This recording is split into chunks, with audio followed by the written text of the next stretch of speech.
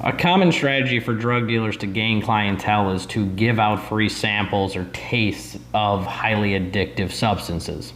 The point being that one taste can hook somebody for life, and then they have a repeat customer for good. Well, that is what the United States government is doing to the American people right now through money, just paying us to be dependent.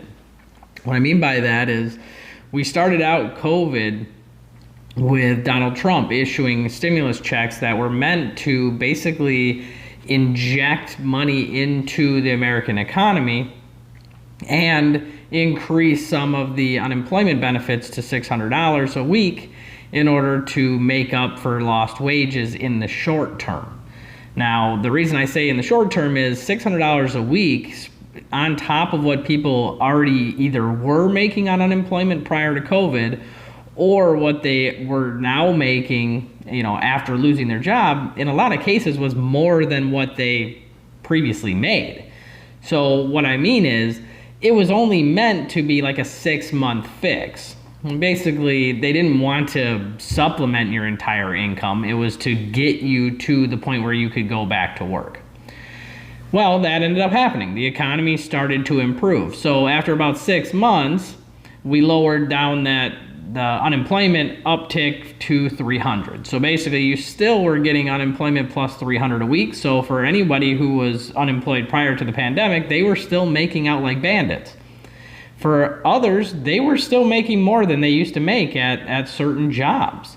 So we now had at least a level of dependency on the government. People had now gotten used to not working and making as much, if not more, than they were making at their previous employer. Now, come the election, there was a lot of talk of a second stimulus. That never really happened because people started talking about $2,000 checks.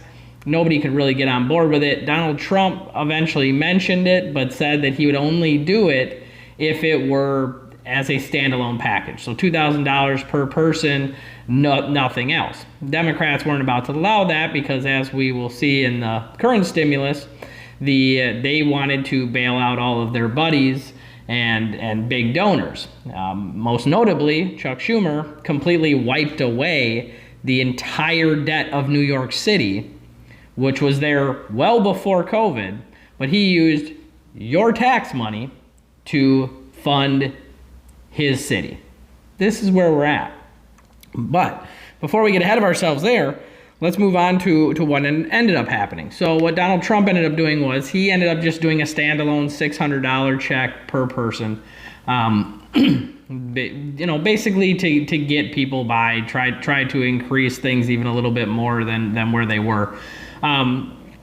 With that, what ended up happening was Joe Biden then, started campaigning for like Raphael Warnock and John Ossoff in Georgia for the Senate, and he started campaigning on the promise that he would issue $2,000 checks, but he needs those two in the Senate in order to make that happen. Well, a lot of people in Georgia decided to vote for those two socialists, and now they're being told 2,000 is not going to happen. It's going to be 1,400. What he meant, according to Joe Biden, is the 600 Donald Trump already sent plus 1,400. So that brings us to the current situation right now. So what Joe Biden ended up doing is he issued $1,400 checks to anybody who either individually makes $75,000 or less per year, or anybody who makes $150,000 or less as a couple. Similar to the old ones, they reduce in amount for every basically $1,000 past the thresholds of $75,000 or $150,000. But the difference is in Donald Trump's plan, that tapered off all the way up to $100,000 for individuals and $200,000 for couples. Under Joe Biden's, they completely end at $80,000, so $5,000 above the threshold, and $160,000, so $10,000 above the threshold for individuals and couples. So a lot less people are going to get money. Who's going to get money, though? The people that are going to get money are obviously the people that fit those income thresholds, plus their children will receive $1,400 per child. Now, here's the rub. Illegal people in this country will also receive $1,400 per individual. And incarcerated people, including murderers, rapists, child molesters, sexual assaulters, all of them will receive $1,400 checks as well. So there will be a lot of people who pay a lot of taxes that will get zero money, while a lot of people who do not deserve to get money will be given money. Now, why would that be? Why would you give those people money? Well, it's pretty simple. It goes back to what I was talking about earlier, the drug dealer analogy. With the government, they, especially Democrats, and that's who's always doing these things. So with Democrats, they want the minority vote. They want the black vote. They want the Hispanic vote. That's where the illegal thing comes in. They want felons. That's where the prisons come in. So they want to be able to have it where you can actually vote from prison. Not, once you get out and fulfill your duty to the people. No, they want it to where you can actually vote from prison. And they think if they can buy you off, then they can get that vote. Hispanic people, they think if we send them money, even though they're illegal, then we can get that vote. Now, I'm not saying the only people in this country that are illegal are Hispanic, but that's who they're targeting. They're not targeting anybody else. They never have been. That's why they only talk about the southern border, not the East Coast border or the West Coast border, where we get people from Europe and Asia that come in all the time. But they're not talking about opening those borders. They're talking about one border because they know that it's a group of people that they think they can manipulate very easily. So what this ends up doing is it also increases the, so it does a couple things. So it increases the child tax credit. Child tax credit for a while now has been $2,000 per child. What they're going to do now is they're going to increase it to $3,600. So $1,600 increase for any child that is below the age of 6. Any child who is 6 up to 17, they're going to increase it by $1,000 to $3,000. So more and more money is going to be going into these families, again, creating that drug addiction, the dependence that they're looking for. Now, these types of things, these were heavily praised by the Washington Post. The Washington Post is owned by Jeff Bezos, a severe liberal. And so it's not surprising. I mean, their motto is democracy dies in darkness. Now, there couldn't be a bigger load of bullshit from a news outlet than that. The Washington Post has no interest in democracy. They are going to allow and encourage what we're talking about right now, a full steam ahead to communism is exactly what they're going to support. Now, their headline for this entire stimulus was, Biden's stimulus showers money on Americans, sharply cutting poverty and favoring individuals over business. That's the headline. That is a fluff headline. That's about as fluffy as it gets.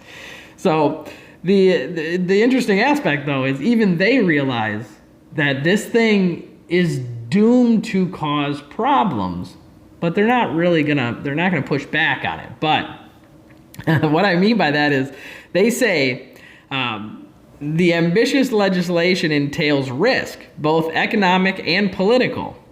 The bill, which the House is expected to pass and send to Biden within days, injects the economy with so much money that some economists from both parties are warning that growth could overheat, leading to a bout of hard to contain inflation. Not potentially lead to hard to contain inflation. Will. We don't have this money. We're robbing Peter to pay Paul right now. We're robbing our children's future to pay our current is exactly what is going on right now. Meanwhile, some businesses are saying that the government aid has been so generous that they're already having trouble getting unemployed workers to return to work, a problem that could be exacerbated by the legislation. Exactly. So This is where the drug dealer analogy comes in. So many people have made so much money sitting on their asses at home that they have no reason to go back to work, especially people who are working like the service industry or, at, a local retailer or something like that. They're making more right now sitting at home than they ever were at their previous job. So they're not going to go back.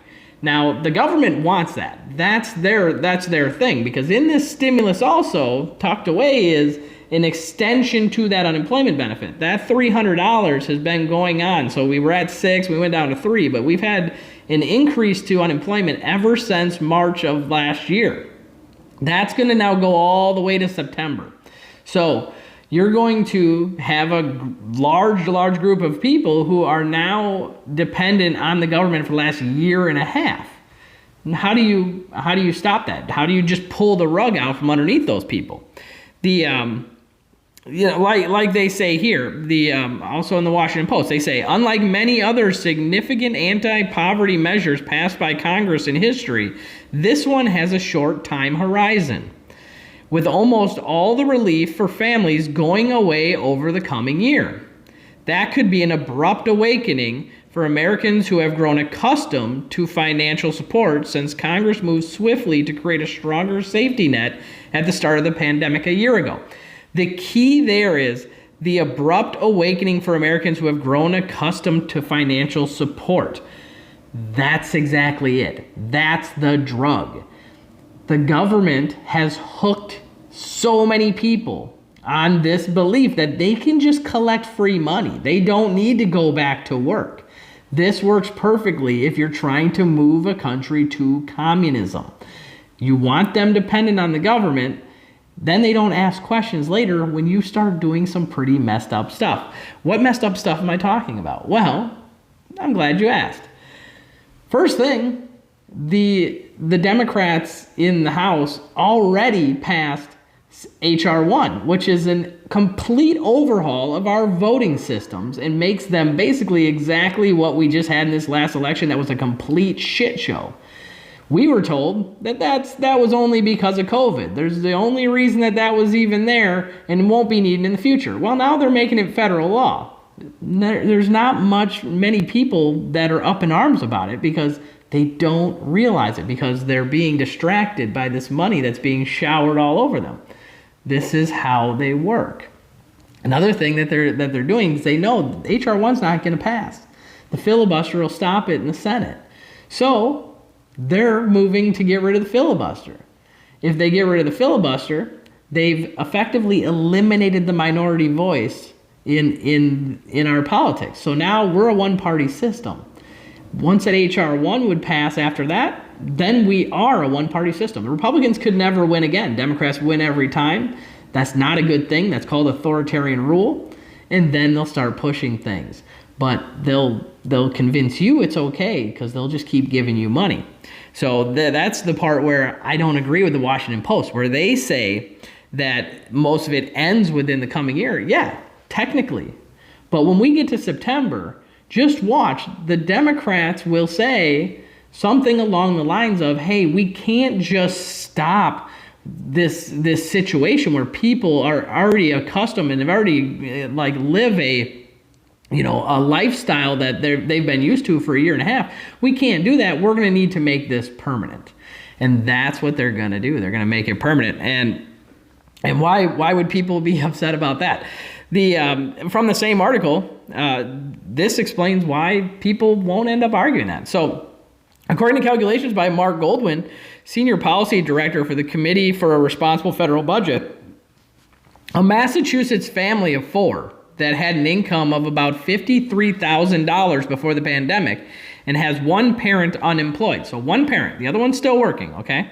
Stands to receive more than $22,000 from this package. From this package. That's in addition to the unemployment assistance and child tax credit the family would be eligible for without the pandemic. So the $22,000 is not even including the unemployment that the one parent would have been getting this whole time, plus the additional $3,600 for any child below 6 and $3,000 for any child from 6 to 17. That's $22,000 before all of that, okay? Now, it says in total, this family of 4 is said to have received more than $50,000 from the relief bills, so from all of them, that Congress has passed since crisis began. A large amount that more than replaces the family's lost income during the crisis. Exactly. So as it said, in this scenario, $53,000 was their combined income prior to the pandemic. They will make $50,000 just from this pandemic, from the unemployment and from all the stimulus and from the child tax credits. They'll make $50,000 for one of them, while the other individual in the family is continuing to work and continuing to add. So they're profiting off of this. So again, why would you not be dependent on the government? Why would you go back to work if the government's going to pay you to stay home? That's what they're going to try to do here. This is where we are at. This is the new norm for America. Is we're now at a point where we're going to get, come September, a heavy push toward communism, and we're not even going to know it. They're not going to say it. They're going to call it like democratic socialism or just democracy or call us a republic, whatever. They're just going to keep things as light as possible in terminology.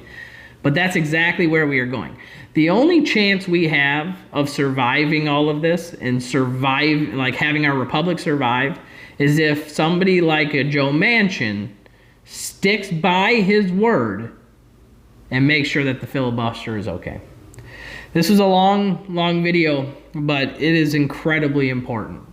When we don't question our government, and I'll use the Washington Post headline or motto against them: democracy dies in darkness.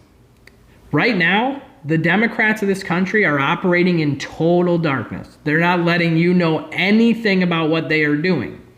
They are working in the background, acting as the drug dealer that's got you hooked. Soon enough, they're going to ask that you don't return to work. They're going to fund your life. But remember what the article said earlier. Inflation is inevitable. If they're going to pay everybody $50,000 a year, inflation is going to make that worthless.